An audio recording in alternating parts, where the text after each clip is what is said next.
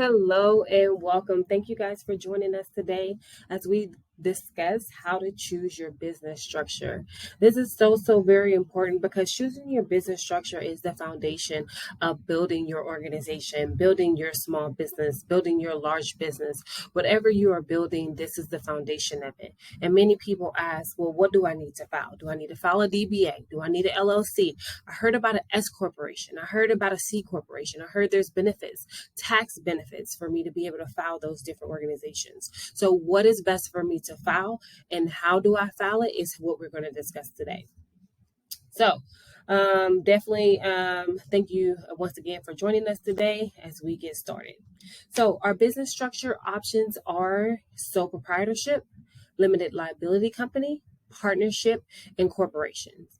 There are other organization types such as limited liability partnership, nonprofit organizations. Those go more into specialty and require their own video where we will go into more detail. But today we're going to discuss these 4 options of your business structure. So the first one we're going to jump in today is our sole proprietorship. So the sole proprietorship is the simplest and most inexpensive business structure to file. It is often the one that's most widely used, especially for those who are self-employed or contractors, such as your painters, your delivery drivers, a lot of different industries out there that use just a sole proprietorship. With the sole proprietorship, it is pretty easy to establish and maintain because they do not require any director meetings or any voting. Directors or meetings are all not required like it is with other business organization filings. With the sole proprietorship, that is filed on your personal tax return. It is filed as a Schedule C, so you do not have to file a separate tax return. And that is another reason why it's one of the most simplest business organizations to file.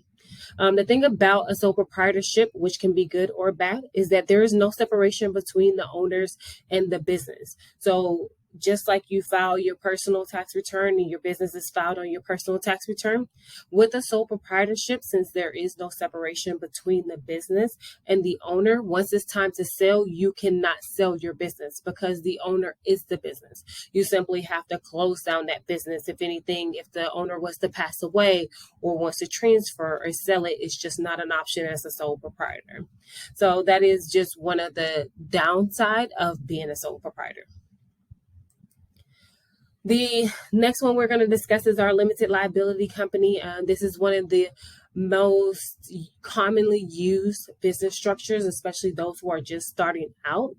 That is, the reason being is because it provides just a limited protection, and it's a little bit more legit as opposed to a sole proprietorship.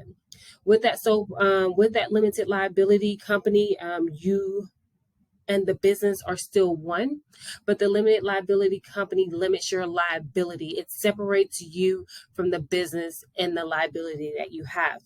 So that means if for any reason, if you were to be sued, you can be sued up to the assets of the limited or of the LLC of the business and not include your personal assets. As with the sole proprietor, if you were to be sued, they can come after your company's, your sole proprietorship or your business assets as well as your personal assets. So while it is not a huge cost to file an LLC, it's definitely worth it to limit that liability in the business that you establish, to separate your personal and your business assets. And a lot of times, especially going to do lending and different things like that, for funding, that lenders are looking for that business to be off on its own, and getting the LLC is one of the most easiest business structures to obtain. And it's really not that expensive, as in Texas is $300 for a single member LLC to file for an LLC. So it's really not that expensive. With the LLC, there is also an unlimited number of shareholders where you can have. So that's very important, because if you're going to open an LLC and you want to have a lot of different shareholders, it's not really limited like with the S Corp, which we're going to talk about in a second. There's a limited amount of shareholders that you can have. So it's an inexpensive option that gives you a wide variety or wide range of shareholders that you can have. There is a lot less requirements to set up and maintain an LLC, especially compared to other corporations like a S corporation or a C corporation, which is why LLCs are often attractive to business owners. With the LLC, this is a pass-through entity, so that means that the business does not stand, well, the business is standing off on its own and it's separate, but if you are a single member LLC, your business tax return will also get filed as a Schedule C on your personal tax return. That means that you do not have to file a whole separate business return and then get that K1 and file on your personal tax return. And that's extremely important to be able to create that separation between you and the business, but not have the cost that is required to file a whole separate business tax return that can occur obviously at tax time. If you do have more than one owner of that LLC or member of that LLC, you will be required to file a Form 1065, which is a partnership tax return. And each one of the partners will get a K1 to file on their personal tax return. So the business or the LLC does not pay or file taxes. That income and expenses is passed on to each one of its shareholders, its members, its owners, and then they file it on their personal tax return. So while it still is a great, simple, and inexpensive option that allows you to create that separation between the owners and the business and not having a whole lot of requirements, which is why it makes it attractive for the LLC and why so many people use and elect that option. Our third business structure that we're going to discuss today is the partnership. This is also a pass-through entity. It is for 2 or more owners. You can elect to be a partner.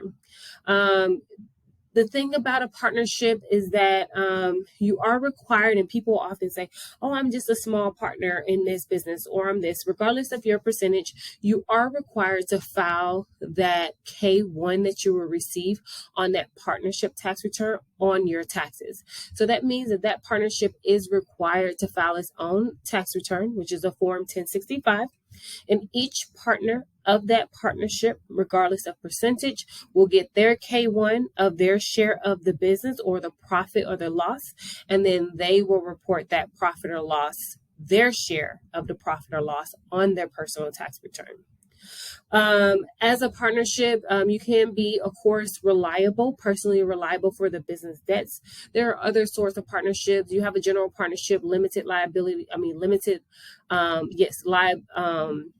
partner. There are things that in a partnership that can be in a partnership agreement that can limit a partner's liability to assets, to debt, different things like that. And that's more of an in-depth conversation that can be had at another time. But it's definitely important to remember, take in consideration once you sign up for a partnership, it is a marriage. It is that you guys have to work together and work in unison for the greater good of the company.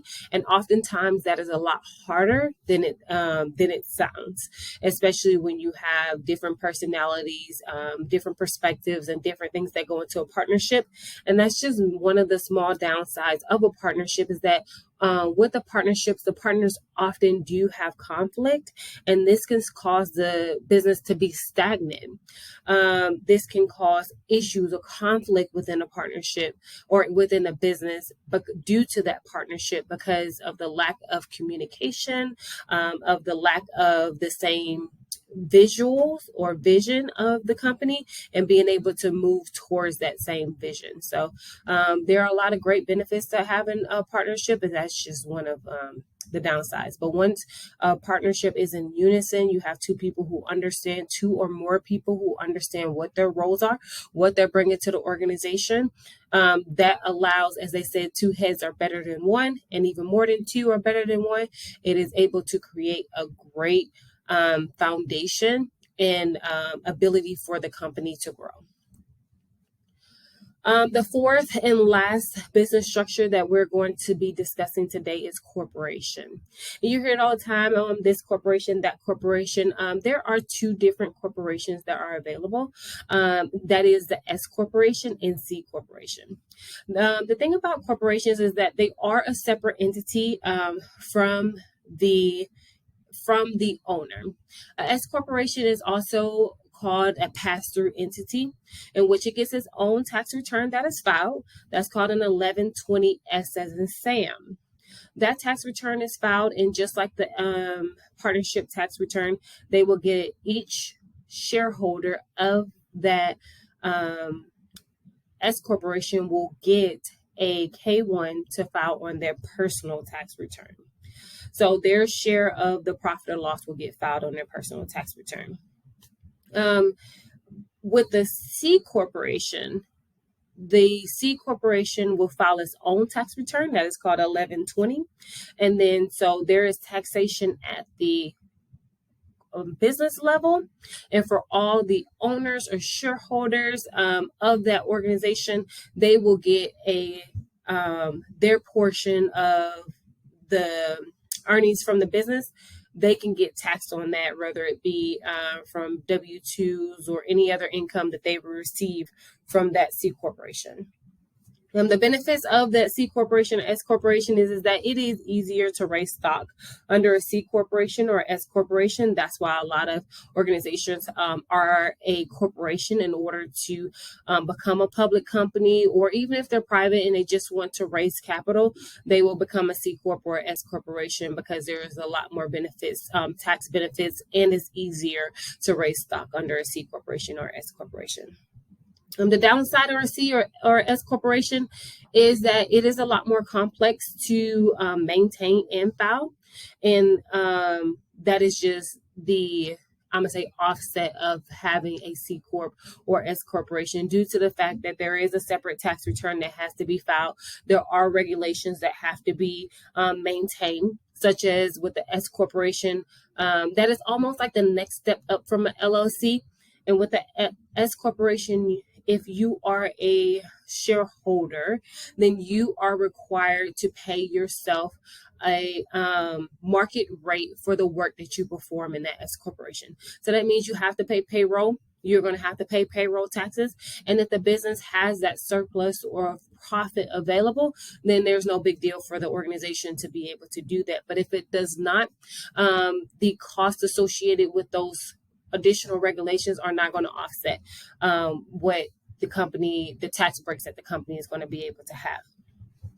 The other thing about the corporation is that there's limited personal liability, which is kind of funny because with the S Corp and C Corp, it is easier to raise capital, but that's where you will see with a lot of people with a lot of money, they'll raise this money, or they're taking money and they're not being held liable because the money was raised by the corporation. And so if the corporation goes down because it's its own entity, the corporation is at fault. The corporation has went down and not that single individual, because there's limited personal liability when operating a S Corp or a C Corp. So with that being said, these are our various business structures as we talked about: the sole proprietorship, LLC, partnership, and corporation. You can really start anywhere that you choose to start when it comes to running and operating your business. There is no right or wrong way. You just have to make sure that looking at the pros and cons of each business, you are making sure that your business is fitting within the right box. And when I say box, sole proprietorship, LLC, partnership, or corporation of where you are today.